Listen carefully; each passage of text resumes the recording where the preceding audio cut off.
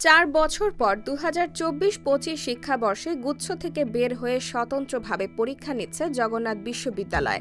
এতে বাকি 23 বিশ্ববিদ্যালয়ের গুচ্ছ থাকবে কিনা তা নিয়ে সংশয় দেখা দিয়েছিল, তবে সেই সংশয় কেটেছে। গুচ্ছ থেকে ভর্তি পরীক্ষা নেওয়ার বিষয়ে একমত হয়েছেন 23 বিশ্ববিদ্যালয়। শিগগিরই ভর্তি পরীক্ষার সময়সূচি নির্ধারণ করা হবে বলে সূত্র জানিয়েছে। এ বিষয়ে যশোর বিজ্ঞান ও প্রযুক্তি বিশ্ববিদ্যালয়ের উপাচার্য অধ্যাপক ড. মোহাম্মদ আব্দুল মজিদ শনিবার 7 ডিসেম্বর দ্য ডেইলি ক্যাম্পাসকে বলেন, এবার আমরা গুচ্ছ ভর্তি পরীক্ষা নেওয়ার বিষয়ে একমত হয়েছি। সম্প্রতি একটি সভায় প্রাথমিক আলোচনা হয়েছে। শিগগিরই আরেকটি সভা করে সবকিছু চূড়ান্ত করা হবে। আমরা ফেব্রুয়ারি মাসের মধ্যেই পরীক্ষা নিয়ে দ্রুত ভর্তি প্রক্রিয়া শেষ করতে চাই।